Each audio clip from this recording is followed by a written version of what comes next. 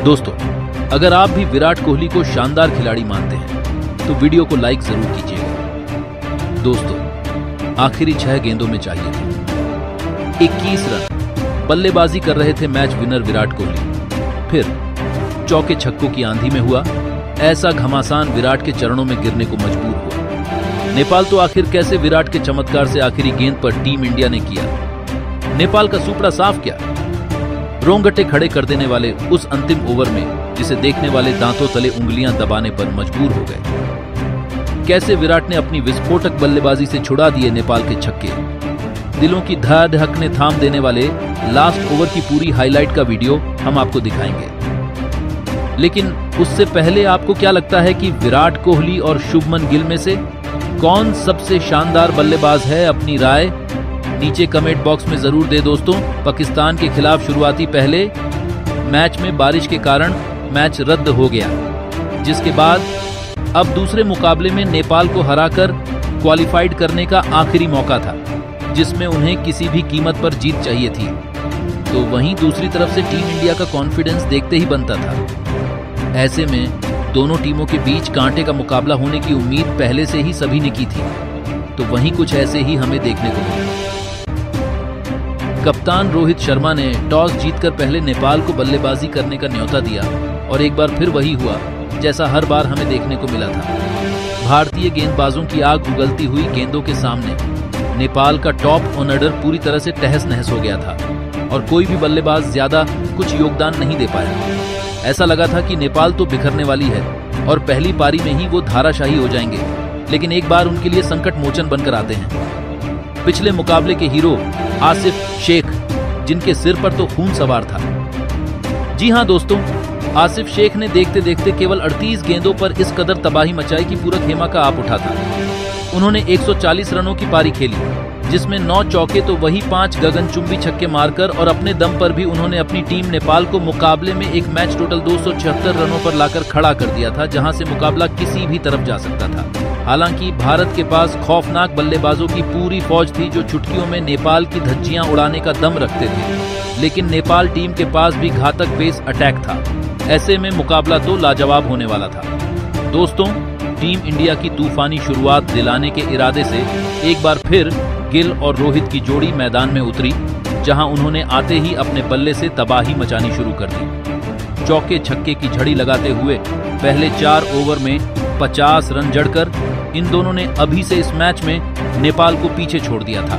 ऐसा लग रहा था कि ये मैच तो भारत की झोली में जा चुका है और यहां से कुछ नहीं हो सकता।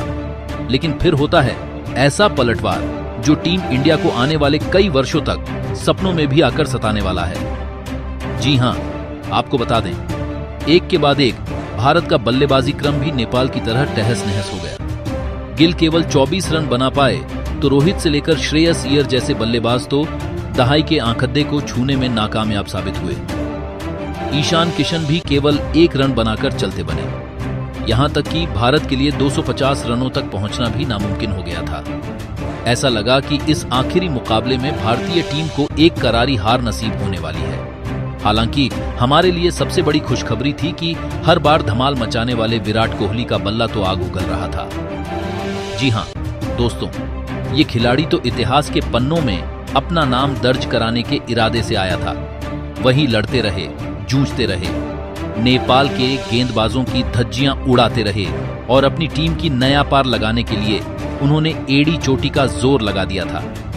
उनकी खूंखार बल्लेबाजी की बदौलत मुकाबला अंतिम 2 ओवरों में पहुंच चुका था, जहां भारत को जीत के लिए अभी भी 24 रन चाहिए थे, जो लगभग नामुमकिन जैसा लगता है। लेकिन विराट ने इस काम को लगभग मुमकिन ही कर दिया था।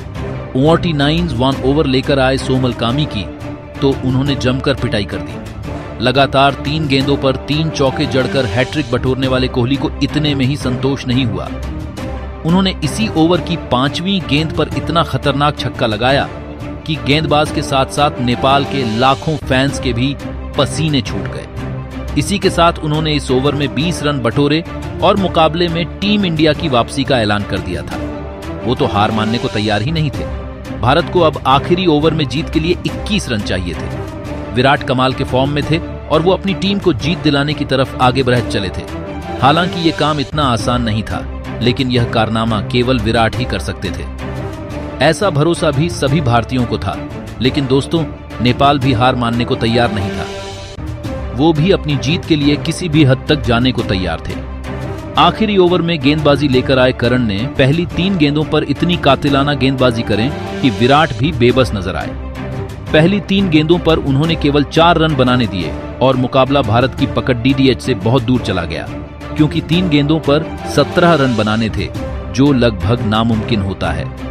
हालांकि विराट ने हार मानना सीखा ही नहीं, उन्होंने काउंटर अटैक करना शुरू किया। चौथी गेंद पर उन्होंने तूफानी शतक ठोक दिया। अब अंतिम 2 गेंदों पर जीत के लिए 11 रन चाहिए थे। 2 गेंदों में 2 छक्के भारत की किस्मत पलट सकते थे। दोस्तों रोमांच अपनी सारी हद को पार कर चुका था। करोड़ों दर्शक हाथ जोड़कर अपनी अपनी टीमों की जीत की प्रार्थना कर रहे थे। तभी 5वीं गेंद पर विराट ने चौका लगा दिया और अंतिम गेंद पर भारत को दरकार रह गई। एक गेंद पर 7 रन के, जिससे टीम इंडिया खुश नहीं थी। हालांकि नेपाल ने राहत की सांस ली, क्योंकि ये सब अब वो नहीं हार सकते थे।